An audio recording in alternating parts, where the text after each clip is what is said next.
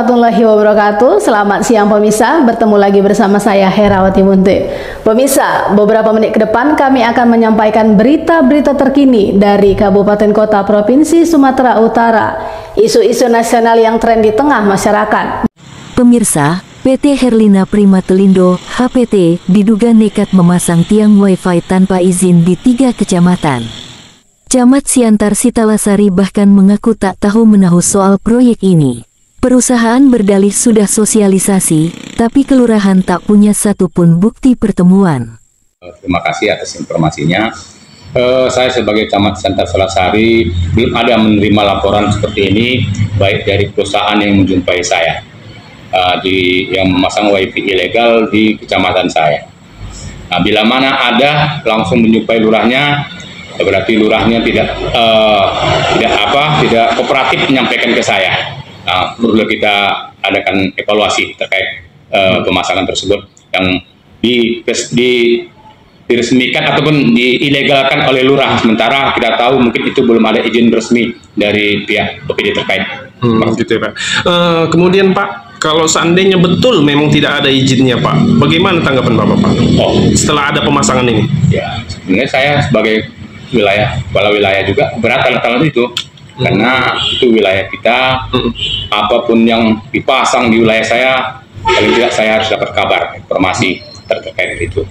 Nah, kan kemarin Pak ada kita wawancarai beberapa warga, yang dimana warga sendiri pun tidak tahu akan adanya pemasangan ini Pak. Bahkan perusahaan tersebut pun tidak ada izin kepada warga. Sampai ada beberapa warga mempertanyakan, kalau seandainya ini kami tebang atau kami potong, kira-kira bermasalah nggak kami? Sementara mereka tidak memiliki izin sama kami gitu Pak.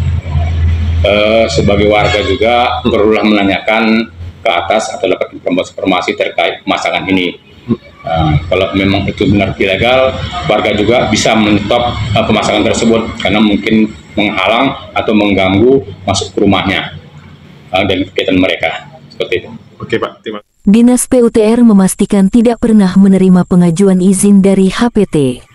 Sampai hari ini, tidak ada dokumen apapun masuk, tegas Henry Musa Silalahi, Kabid Tata Ruang. Masih terkait dugaan bahwasannya perusahaan Herlina Primatelindo ataupun yang akrab disapa My Republik ya, ada didugaan pemasangan sepanjang ruas jalan Pemko Pematang Siantar, yaitu tiang wifi. Apakah sudah ada izin masuk ke PUTR Pak? Bisa dijelaskan Pak? Saat ini kami menjelaskan bahwa tidak ada permohonan dari mereka untuk mengajukan rekomendasi pemanfaatan ruang untuk tiang-tiang, khususnya untuk fiber optik. Hingga saat ini kita belum menerima apapun tentang perusahaan yang dimaksud untuk ke PUPR. Demikian. Terima kasih. Tambahan sedikit Pak. Nah, ini kan ada beberapa warga yang sempat kita wawancarai. Mereka mengatakan kan perusahaan ini kan memasang tiang ini tidak ada izin. Kalau seandainya ini kami bongkar dengan sendiri, kami gergaji tanpa izin, kira-kira bermasalah nggak kami, kata warga tersebut Pak? Kalau itu kan aset orang lain. Yang memang secara pidana ada mengatur. Ketika barang orang lain kita rusak, tidak bisa kita sembarang. Tetapi ada yang berwenang untuk melakukan teguran. Semua ada standar, semua ada prosedur di dalam melakukan penertiban.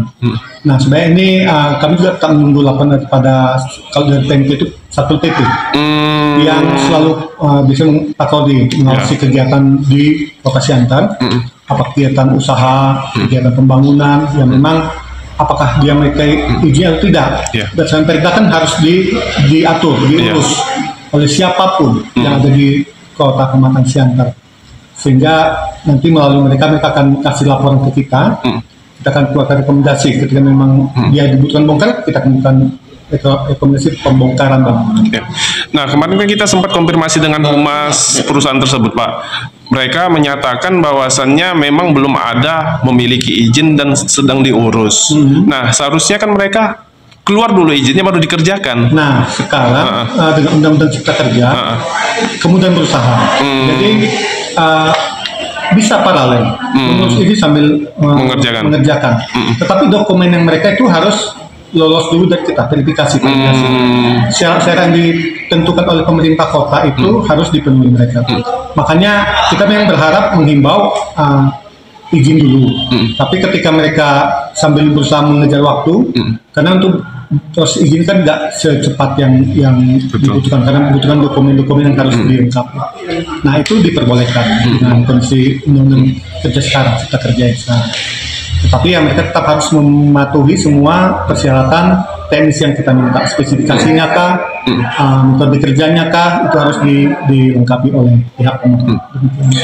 Nah, terakhir Pak, kira-kira Pak, apa sih tindakan yang akan dilakukan dari PUTR setelah dapat informasi ini, Pak? Nah, kita kan ada standar kita.